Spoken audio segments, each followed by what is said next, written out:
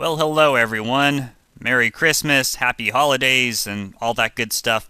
I thought it would be fun to do something a little different today and take a trip back in time 35 years and look at this December 1977 issue of Byte magazine, which was a very popular microcomputer magazine in publication for over 20 years.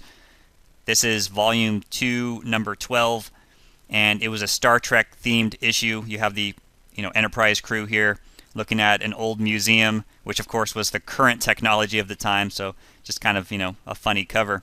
Let's see if we can name all the characters here. Got Uhura, don't know this guy, Mr. Spock, another no-name, Captain Kirk, this is Human Janice, you got Christine, which was like the ambiguous love interest of Mr. Spock, Dr. McCoy, Scotty, and don't know these guys in the back. They're blurred out. Oh, and of course, Mr. Sulu. And you got this dude reading a book on BASIC. So just kind of a funny cover. I really like it.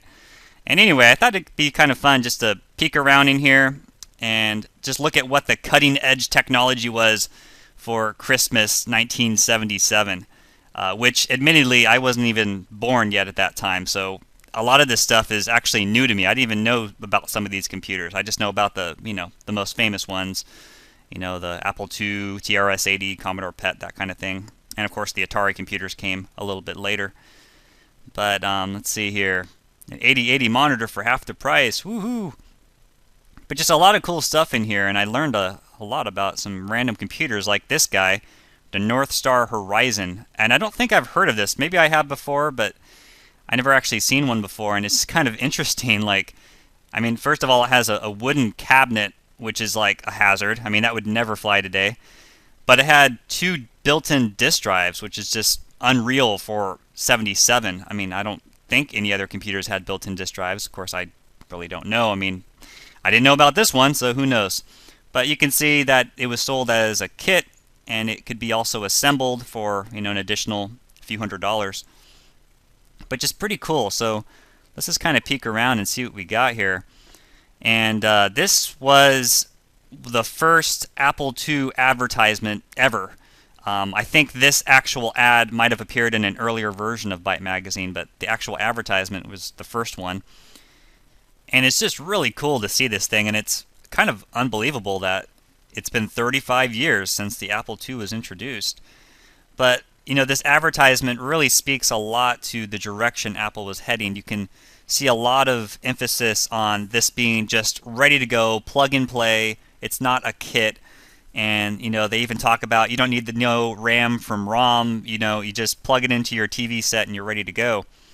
And they even talk about, how you can start by, playing Pong and then creating your own games. And so just an interesting marketing strategy. They're trying to get away from, I think, just the hobbyist market and really trying to get this into people's homes. You can see some of the specs here. 280 horizontal by 192 vertical display. Wow. And they still did sell it as a kit. You can see the board-only version for a reduced price. But pretty neat. Woz really designed this so that you could play Pong on it. This is kind of funny to think about. But of course it did a little bit more than just function as a Pong console. And let's see here. Oh, actually this is kind of neat. Computer Land. You got a little advertisement for it. You can see some kids playing with some of the different displays. Wow, look at the kaleidoscope colors. You can battle Klingons in an out-of-this-world game of Star Trek. Little did they know just how much games would advance in such a short period of time. But yeah, pretty neat. I wouldn't mind taking a trip over to that game room from 1977. Floppy disk tutorial. This was kind of an interesting article. It talked about how TDL equipment was used for the first time to get the election results for the New Jersey governor election. Oh, that's a heck of a smile right there. Eesh, let's turn the page. And we got Wanted IQ 120. Look at the specs of this sexy terminal. Numeric keypad and auto repeat. What more could you ask for? Now these were some interesting computers. The Challengers Again, I don't know too much about them. I think I probably read about them before, but this Challenger 3 really seemed pretty incredible. It was a triple processor computer. You could run programs for the 6502A, 6800, and Z80 processors. So pretty amazing stuff. So let's see what we have under the Christmas tree this year.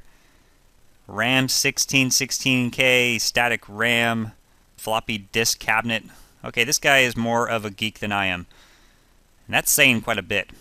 Alright, let's keep on moving along. Lots of interesting stuff to read. I really like especially looking at just the price list for the components and computers. Just for 8 kilobytes of RAM, it's like hundreds of dollars. It's just like, wow, how things have changed, but I guess that's the way it was. Fully assembled products for the truly compatible SS50 6800 bus. Look at that, 3 floppy disk drives. That is a lot of disk drives. From the inventors of Sex, something new, the world's best kept secret. What the hell? Sex. Now, what self-respecting company? It's some stupid thing. Oh, yes, Super Mac. Yeah, the Mac was actually invented in 1977. You guys didn't know? Look at this. Digital Research is pleased to announce the availability of our new macro assembler called Mac, which is an upward compatible from our previous 8080 assembler provided with version 1.3 of CP/M. Okay, so it's not a Macintosh, but it's interesting the word Mac was used in a computer magazine in 1977. Computer mainframe system, Dateline Base 2, the expandable 32K elephant, because 32K is elephant size. Take a look at the peripheral vision. Haha, puns are funny. Check this out. The MSI computer. This was an Altair 8800 clone. The Altair was arguably the first personal computer. I mean, it launched the personal computer revolution. Definitely a historic piece that I'll probably never get my hands on, and even if I did, I probably wouldn't know what to do with it. Well, she looks happy using that computer, and who can blame her? It's blue. I'm sure it's pretty rare to see the word megabyte show up in such an early computer magazine. I like how they actually spell it out, 1 million byte storage capacity. They make it sound like it's so much. 1 million typed characters of information, my goodness. And here's a computer convention. You have for the first time the Heathkit computer showing up. And the Altair computers make an appearance. All the big names of the day. By the way, this pen straightener is actually something I could find useful today. I actually might go buy one of these. $3.49 each, not bad. And the TRS-80s, of course, make an appearance. And as popular as a computer as it was, surprisingly, I've never used one. I don't know why, they never have come into my collection. But that will have to change. I'll definitely have to be on the lookout for one of those. The Sol 20. Another computer I've never used. These are a bit rare, though, as I understand it. They do come up on eBay every now and then, and they sell for pretty ridiculous prices. I'm guessing because not a lot of them sold. They were another early kit-style computer, and you could run, I think, basic programs and stuff on it. And it was yet another computer to have the blue design. Not sure what was up with that. I guess in the 70s, you either designed it to be blue or in wood grain, and those were your options. Not saying it looks bad, it's just an observation.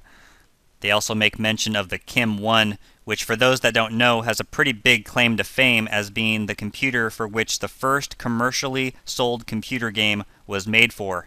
And that game is Microchess. Last thing I want to show you in here is the HP01, which was the first calculator watch ever made by Hewlett-Packard, with an LED display and a retro style that I want very badly, but they sell for about $1,500 on eBay, so that's not going to happen. Well, I hope you guys enjoyed this look at our not-so-distant computer past. Thanks for watching, and happy holidays.